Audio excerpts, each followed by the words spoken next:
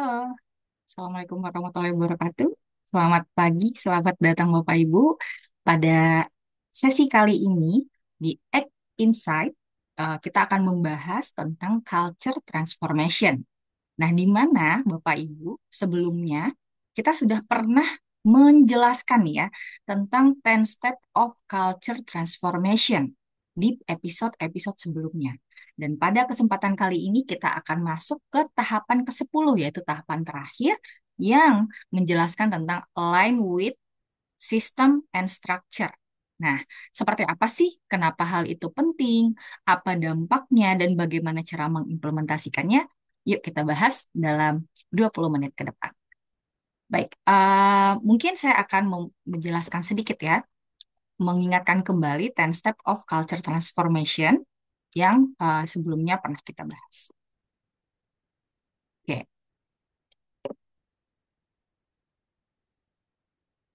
Nah, dalam membangun budaya organisasi, tentu Bapak Ibu jika mengikuti ya episode-episode sebelumnya sudah tahu nih apa saja langkah pertama hingga langkah ke-10 yang harus kita lakukan di dalam suatu organisasi. Pertama adalah find the big why, yaitu menumbuhkan sense of urgency kepada para top leaders, membangun tentang pentingnya implementasi visi, misi, dan nilai organisasi serta makna bekerja.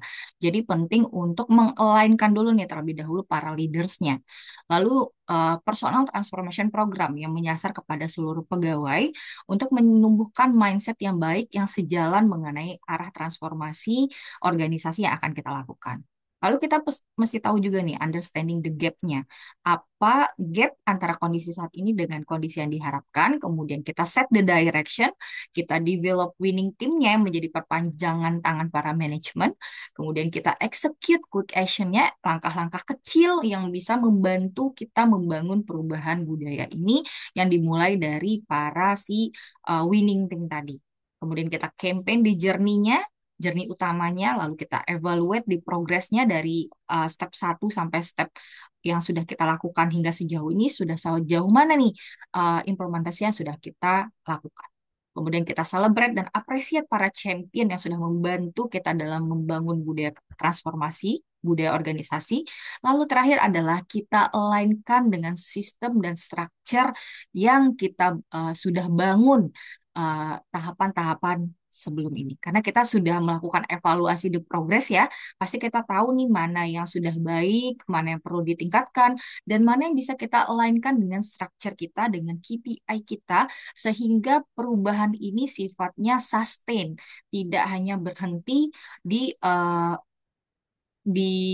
tahapan ke-9 nih ya, tidak hanya berhenti di 1 tahun saja, tapi harapannya bisa sustain ke tahun-tahun berikutnya. Nah, kita akan membahas tentang align with system dan structure. Mengapa sih tahapan ini menjadi tahapan yang kritis? Nah, ternyata perubahan budaya ini memang tidak boleh berhenti di tahap sosialisasi, Bapak Ibu, karena hal yang sering terjadi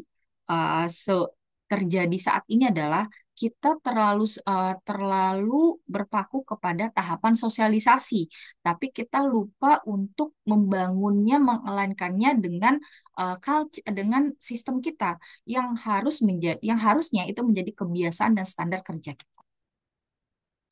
Kemudian tanpa sistem yang KPI ini, budaya kerja hanya akan menjadi slogan tanpa implementasi yang nyata. Karena itu tadi ya, karena kita hanya di tahapan sosialisasi atau tahapan awareness, mungkin saja mereka tahu nih apa budaya yang sedang kita jalankan, tapi mereka tidak mengimplementasikannya karena memang itu tidak kita align-kan dengan sistem dan structure yang ada saat ini. Lalu eh, tahapan ini penting karena untuk menjadikan budaya kerja bagian dari sistem dan KPI akan memastikan keberlanjutan dan dampak positif dalam jangka panjang. Nah, apa sih dampak jika tidak kita lakukan align with structure dan sistem ini? Pertama, perilaku yang kita harapkan tidak akan menjadi kebiasaan. Jadi, percuma aja nih Bapak Ibu, udah 1 tahun kita mengimplementasikan program budaya kerja begitu ya. Namun, setelah itu hilang gitu ya. Setelah itu, setelah 1 tahun berjalan, karena kita tidak sistemkan, Ke depannya mungkin kita orang-orangnya ada yang berganti gitu.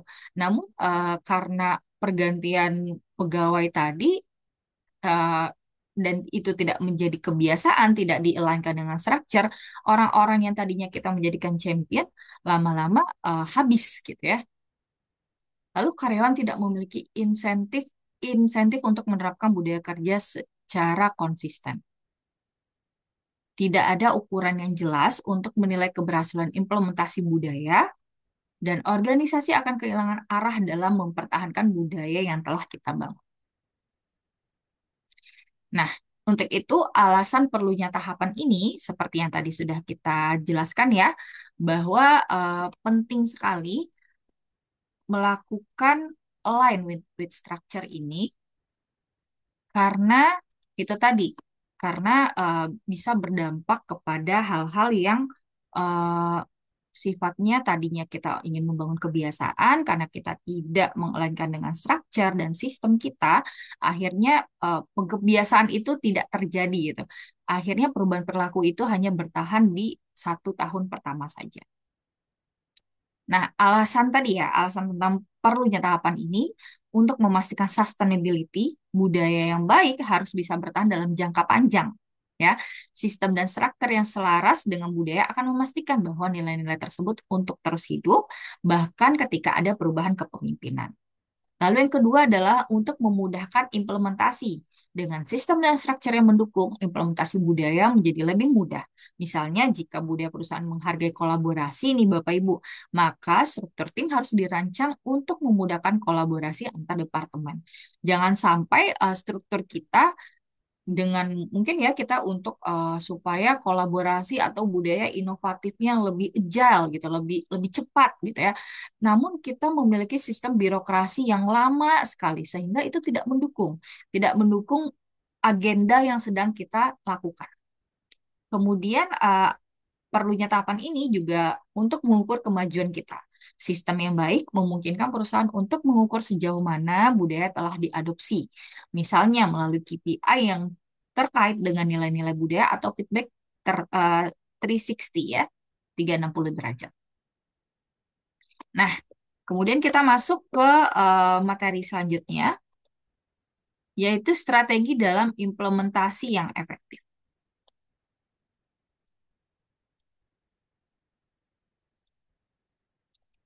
Nah, pertama bisa kita lakukan integrasi dalam kebijakan dan proses operasional. Bisa dimulai dari rekrutmen dan promosi dan serta evaluasi. Jadi, dengan rekrutmen kita menyusun kompetensi budaya sebagai bagian dari kriteria seleksi para karyawan baru. Kemudian untuk promosi dan evaluasi menjadikan budaya kerja sebagai indikator bagian dari penilaian para karyawan.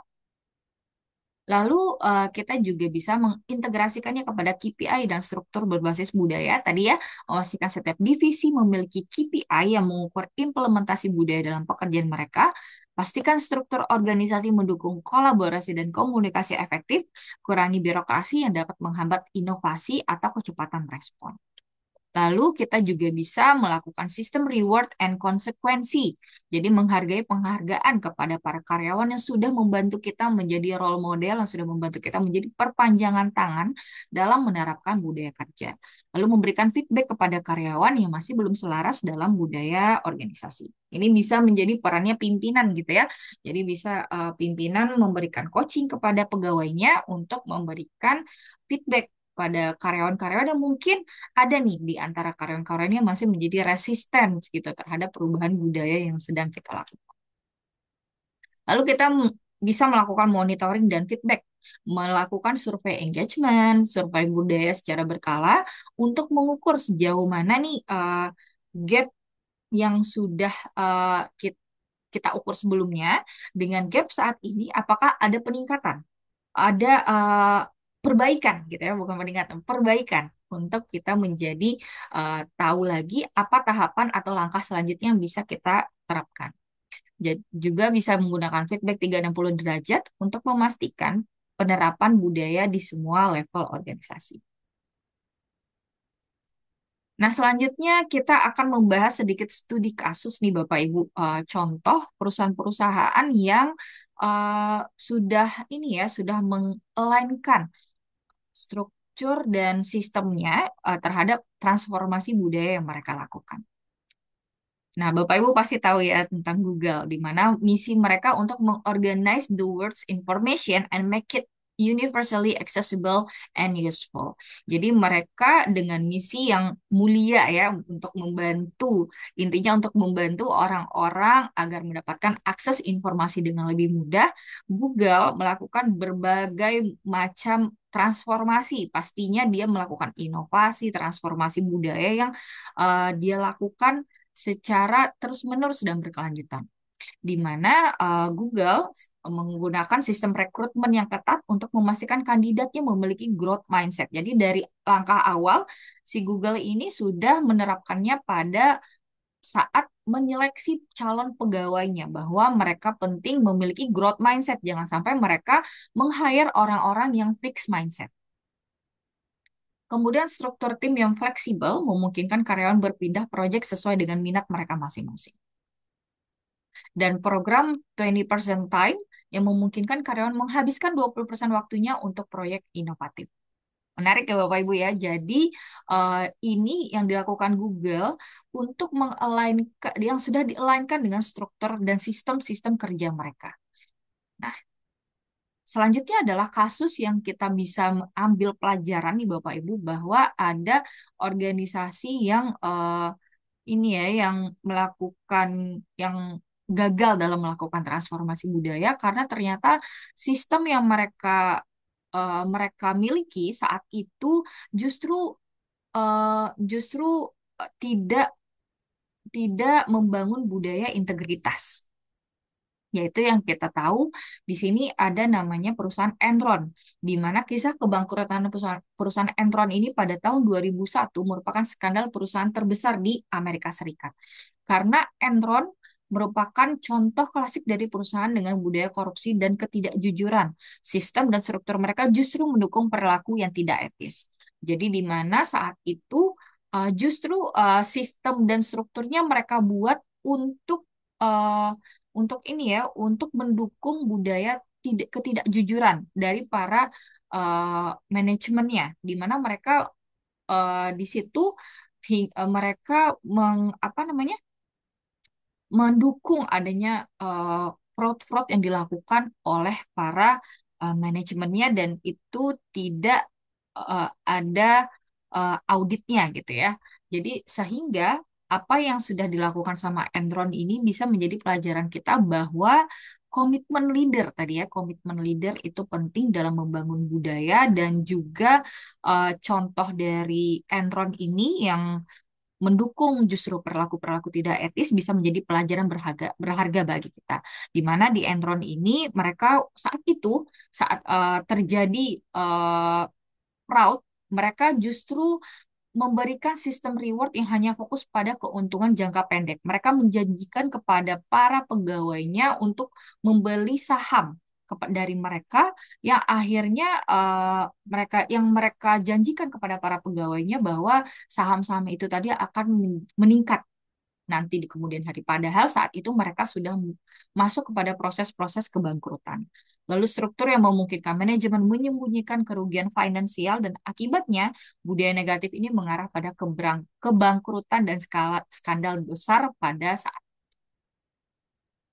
Nah, sampai di sini kita sudah tahu ya Bapak Ibu ya pentingnya kenapa kita dalam membangun budaya, 10 step tadi tuh, 10 step yang sudah dijelaskan di awal itu penting kita perkuat dulu di awalnya, di komitmen para pimpinan bahwa budaya, karena balik lagi ya, peran pimpinan itu sangat penting dalam membangun budaya kerja, karena nantinya para pegawai itu pasti akan melihat role model dari para pimpinannya.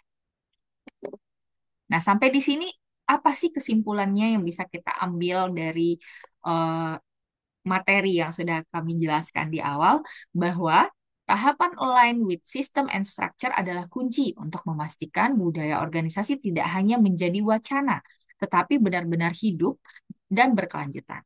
Tanpa tahapan ini, upaya membangun budaya akan menjadi sia-sia.